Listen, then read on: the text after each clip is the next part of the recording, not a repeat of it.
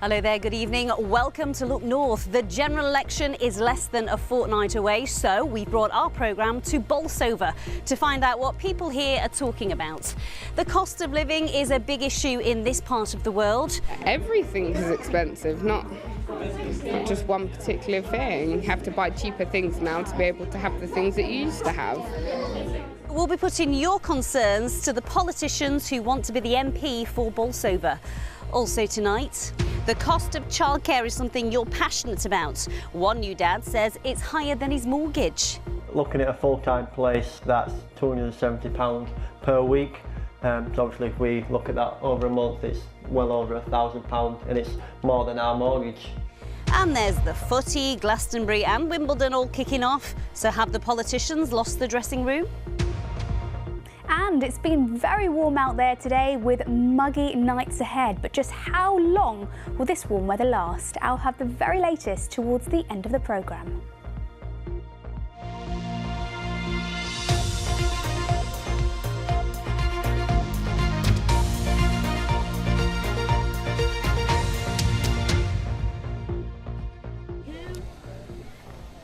Hello there, what a glorious day it's been. Welcome to our new studio, aka the Bluebell Beer Garden. We're in the village of Bolsover in North Derbyshire. Take a look at that gorgeous view over the hills. Not many beer gardens with views like that, are they? Stunning. Now we're here tonight because there's just 2 weeks to go until the general election, so we want to know what people in Bolsover are thinking. People here in this part of the world get it tougher than most, you know, because it was once home to the pits, to chemical plants. There was also a thriving hosiery business. That is now all long gone. The castle's still here though. Let's take a look at it. 12th century Bolsover Castle. Isn't it gorgeous? But in the shadows of those walls, there are real issues and people are worried about the cost of living, how to keep the village alive when many people have to leave to find work. So, what do people here want from their MP? Our political editor, James Vincent, has been finding out. This part of the world was Labour since 1935. Dennis Skinner had been MP for 49 years, but in 2019 they chose the Conservatives. Going into this election, the majority here is just over 5,000.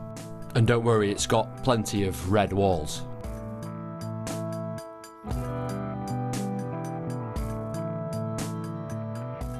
It's the election coming up. Do you care? What are you thinking? I wish they'd just all get together and sort it out. I don't know who I'm voting for. What needs sorting? Well, cost of living. My mortgage has gone from 300 to 612. And when you see them on the telly then, what do you shout at them? What do you want to do? Switch them off. Interested, excited or not? Somewhat disillusioned, I think it would probably be more likely to be said. Yeah, why's that? Personally, I'm not rightly sure which direction to go, however, the change doesn't really appear to be there. Have you heard anything that you like the sound of yet, or not? No, if I'm honest with you. Cost of living, NHS, exactly. Definitely. And have you heard anything that's going to convince you either way yet? I've not, no. To be honest with you, I've not even looked at any politicians or anything yet. I've got all the flyers at home, got to read through them all. Are you going to bother? Maybe.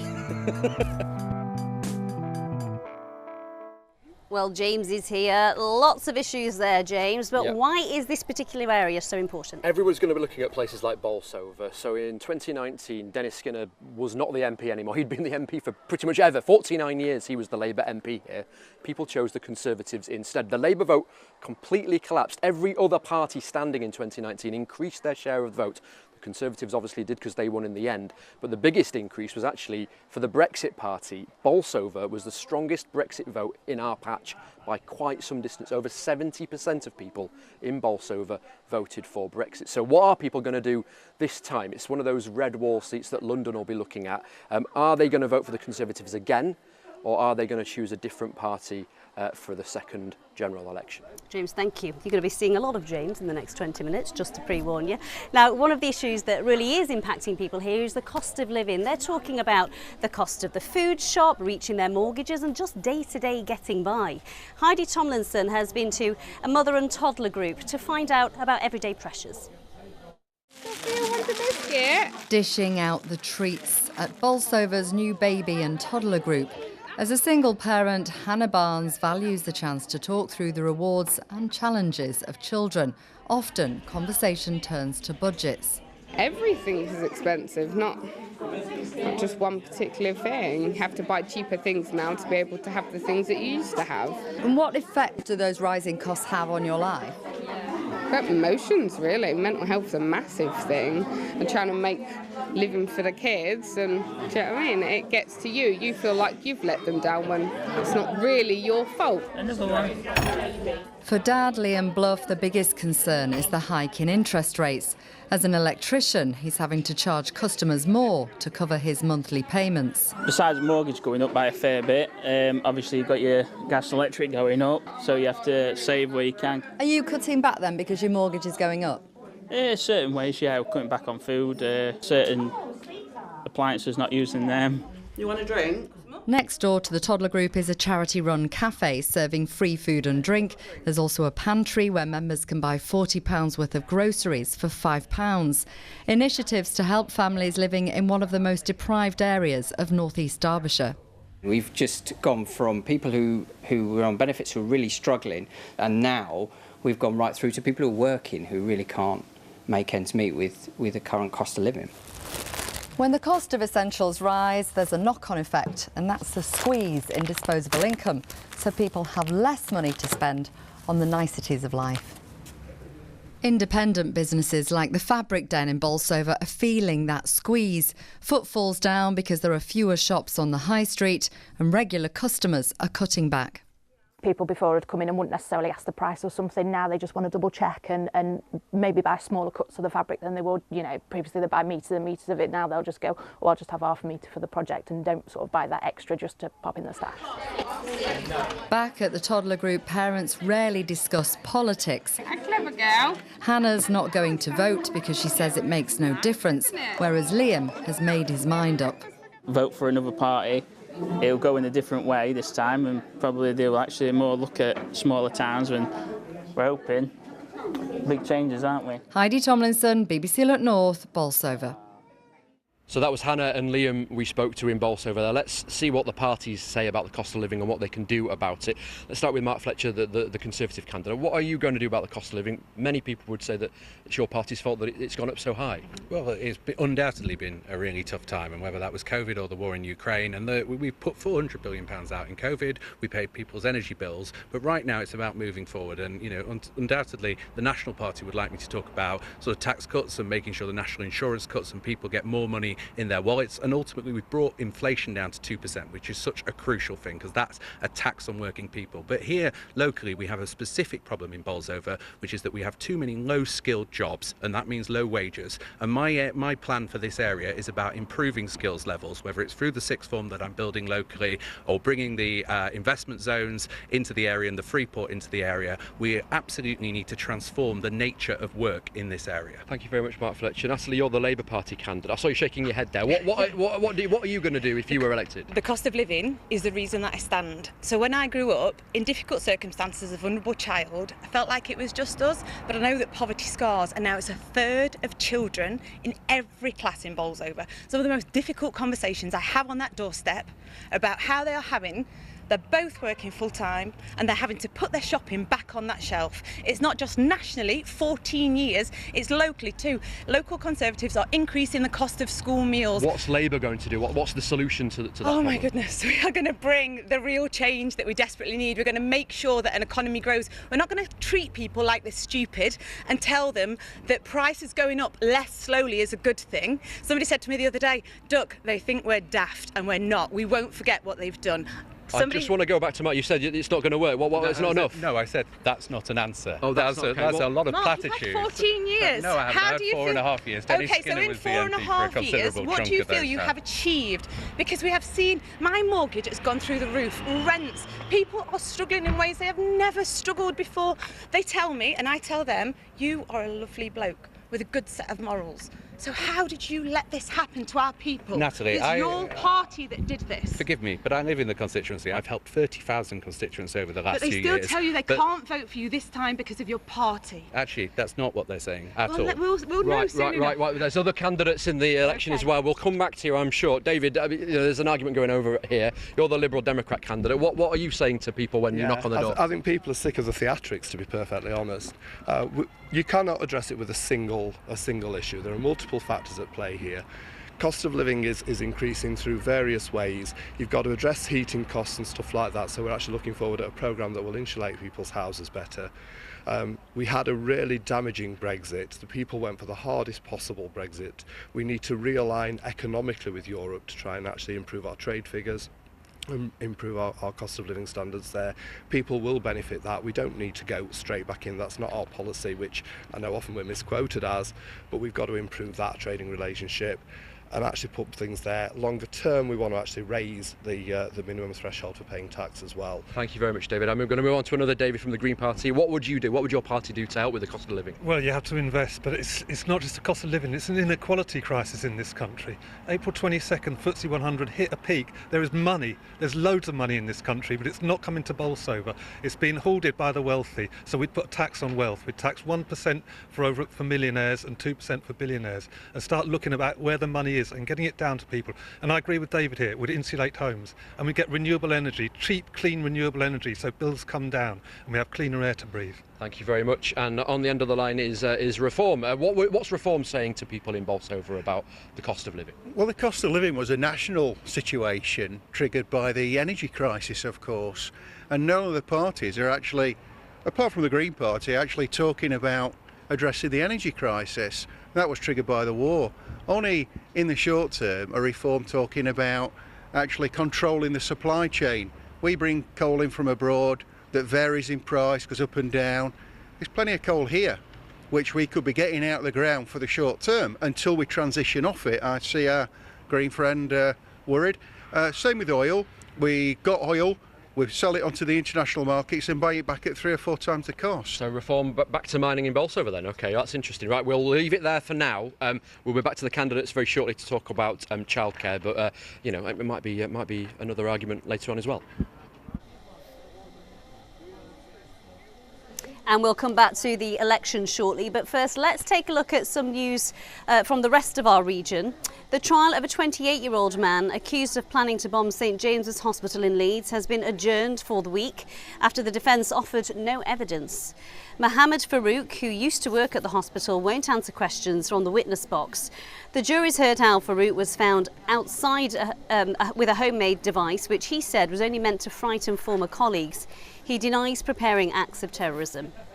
An 82-year-old woman has suffered life-threatening injuries after a suspected arson attack in the Swinton area near Rotherham. Emergency services were called to a house just before 1 o'clock this morning. A vehicle outside the property was also on fire. The woman and 2 men in their 40s and 50s were taken to hospital. The men suffered minor injuries. Businesses in Stamford Bridge say they've seen trade drop by 1/3 since the main road through the village was closed 5 weeks ago. The single-lane stone bridge is shut to traffic for 10 weeks while essential repairs are carried out. Traders say it feels like a ghost town. East Riding Council say every effort's been made to plan and advertise the official diversion route, and it's on course to finish the repairs on time. And finally, medals from World War I thought to have been lost forever have been found and reunited with a veteran's family. John Singleton from Dronfield wore his grandfather's medals to a Remembrance Day service in November. They came loose from his jacket, but they were found 7 months later. They've now been reunited with the family. We got to the 2-minute silence, and obviously you bow your head, and I looked down, no medals. For me, it was a catastrophe. So I searched around, paced my steps, repaced my steps, asked people, told the police. I did. Oh, that's great news, isn't it? OK, let's get back to the election now and talk about childcare. Whether it's nursery fees, breakfast clubs, after school clubs, it can be so expensive, can't it? If you're a parent, you'll know where I'm coming from. It's one of the biggest costs per week for families. And that's why Luke Platts has got in touch. He's from Bolton-upon-Dearne, very similar village to this, down the road, an ex-mining community as well. He got in touch via the BBC's Your Voice, Your Vote. He says nursery fees cost more than his mortgage every month. And he wants the politicians to make childcare more affordable. So Nicola Reese has been to meet him. I think that might be it, kid. No more burps. Luke knew having a baby would be expensive, but he wasn't expecting to fork out quite so much on childcare. Looking at a full-time place, that's £270 per week. So obviously if we look at that over a month, it's well over £1,000 and it's more than our mortgage. You like the crinkle, don't you? In a couple of months, Luke's wife returns to her job as a nurse, so Percy needs childcare. Luke works full-time from home and says on some days he's going to have to juggle his job with looking after his son. It's going to be difficult, don't get me wrong, and obviously, you know, I'm going to try and focus on my work and him at the same time, which will be a challenge, especially when he starts walking. I think it's just something we're just going to have to figure out when we come to it. You know, I don't think there's any other option really. The family can claim some funded hours of childcare, which will help them pay for 3 mornings a week at nursery. We do get the 15 free hours from the government, however it's not going to stretch far enough. The 15 hours is not actually 15 hours, so it does mean that we're going to have to top that up just for the part-time days. So that's roughly for us going to be around £400 a month anyway. £400 a month is still a big chunk of the salary. According to the children's charity Quorum, the average cost of full-time nursery for a child under 2 is more than £15,700 a year and represents 45% of the average paycheck. This is something that we hear from families all the time, facing a real double whammy of dramatic drops in the availability of childcare places and then above inflation rises in costs. And that does leave those families with some really difficult decisions to make around whether or not they can afford to work. It's not really feasible, you know. You're sort of working just to pay for the childcare when you really could just be at home and cut out the middleman. Nearly finished, mate. Making it easier for parents to work. It's an issue that Luke and Percy want politicians to take seriously. Nicola Reese, BBC Look North, Bolton-upon-Dearne. So that was Liam and little Percy telling us their story. Let's get back around the candidates in Bolsover and see what they're saying. Reform, you're on the doorstep. What are you saying to people about childcare and the cost of it? We need to get more money into the system. So Reform are the only party asking for a full Royal Commission on the whole benefit system. So that's streamlining, tax cuts and integration across the system. So we want a Royal Commission for young and old alike. We're also talking about reintroducing, it used to be called a kind of married man's allowance, but in a much bigger sense. So couples can swap the tax allowances, which mean anybody earning up to 25,000 won't pay any tax at all. Thank you very much. We'll move down the line. David from the Green Party, what are you saying to people about the cost of childcare and how you can help them with that? Well, tax cuts doesn't help investing into schools, does it? We want to invest into schools, the fabric of schools, free childcare places, free school meals in schools and get it with locally grown food. Keep everything local, keep it in the circular economy local and help people out in the early years by fully funding schools and nursery places. Thank you very much. David from the Lib Dems, what would you say to Liam and little Percy there about the cost of living? Again, there's multiple aspects to this. If we're looking at childcare costs, they need to be cut, absolutely. There's also, we've got to think outside the box as well. Since the COVID, there's new ways of working. Not everyone needs to go into the office. I know certain people want to send us all back there, but we have flexible ways we can adapt around people's needs, the way that people look at things. Massively, we need to invest in schools. They've been undervalued, so we want to triple the pupil premium there. We want to make sure that all children who are from poorer families actually have free school meals and extend that to all primary school places as soon as that can be afforded. Thank you very much, David. I'll move on to Natalie from the Labour Party. Natalie, what are you saying? I'm sure Mark might jump in like you jumped in with him. What are you saying to people about childcare? I'm saying I've got the opportunity to be the first woman MP for Bolsover. That is incredibly cool. But one of the reasons that I do it is because I have 4 children. Under the Labour government, those children could go to Sure Start nurseries, properly funded. It meant that I could work, I could pay tax, and that could be reinvested. What we see instead is my youngest child, I took her to nursery on one of the Conservative government's free places. It wasn't free at all. The nursery went bust.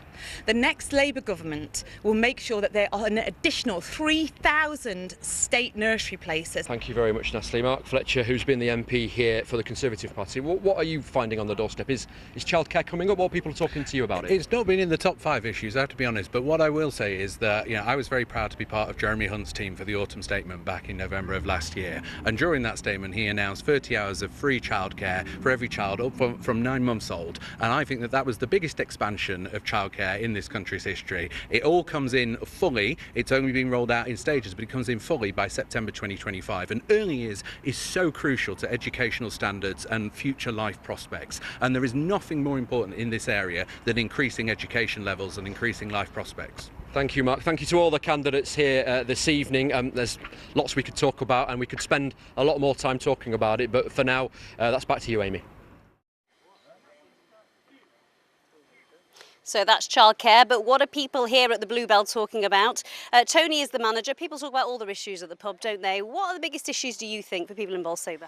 I think it's more finding the money to come out. Obviously, with the cost of living crisis, it's affecting a lot of people, and you can see it in the businesses. People just haven't got the money to spend like they used to. And how much are you relying on the weekend business to make it work? A lot to be fair, and just obviously good weather. It's perfect, yeah. Yeah, long may it continue. Thank you, Tony.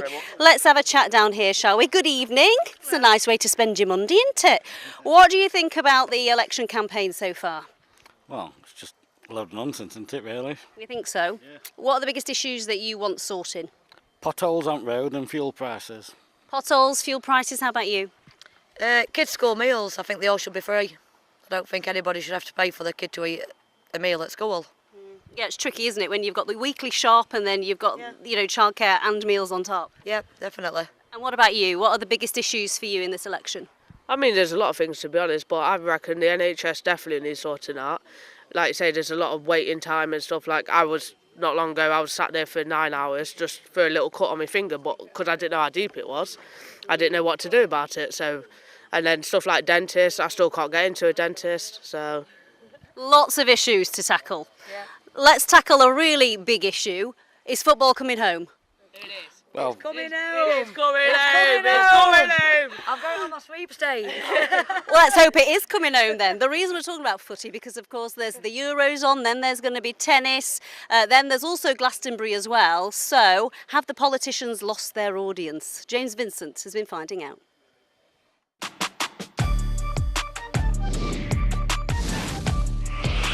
Yeah, all right, James. We all get a bit excited when the football's on.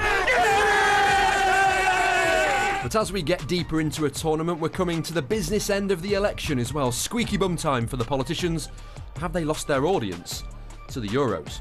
A major international football tournament. We'll have Wimbledon going on at the same time. There's going to be Glastonbury. Politics is going to struggle. And if you think I'm only doing this report to make myself look like a footballer on the telly, for at least once in my life, then you're right. Cheers, Jude. See you later, mate. Yeah, tough crowd football fans. Would they choose football or politics? Politics definitely more important than football. Like, football does a lot, brings people together, but politics decides how the country works. Although football is very important and does bring lots of different groups together, I think obviously all those groups will probably agree that who they vote for will affect them more than who wins a football game. Yes, the election's way more important, and I think more focus should be diverted to the election. And then beers after to watch the football. Ooh, I like your thinking. But there is a serious point to all this. The last time we had a July election was 1945. In the political life of this country. What effect will turnout have on the result? Particularly, people are feeling apathetic, they're feeling cynical, they're feeling distrusting of politicians. I thought he did an excellent job. His technical ability was really helpful. Oh, Gaffer, that's soft. Too kind. Team effort, though. Team effort. So whether politics is your thing or not, there's plenty of great things to look forward to this summer. Speaking of summer, it has finally arrived, hasn't it? Better late than never. Let's take a look at that gorgeous view again, shall we? Because earlier on it was clear blue skies across here. It's still really warm in North Derbyshire. Quite humid, actually. We're going to cross to Katerina now because I hear, Katerina, there's a yellow weather warning in place. What exactly does that mean? Yes, good evening, Amy. We do have a yellow heat health alert. It's not a weather warning, it's a heat health alert. And this is basically aimed at social and healthcare professionals to really say that those who are vulnerable, for example, those with health conditions, may really struggle to cope with these warm conditions. So it's to help them manage. Having said that, Thursday, Friday, our temperatures will start to cool. A cold front will push in from the west, and it's going to cool back down to around 18 degrees. So this morning it was a lovely start to the day. We had clear blue skies. A little bit later on it was a bit cloudier. We had clouds are starting to gather out there at the moment as well. Now if you would like your picture on the telly, you can send it via social media. Just search for Katerina Weather.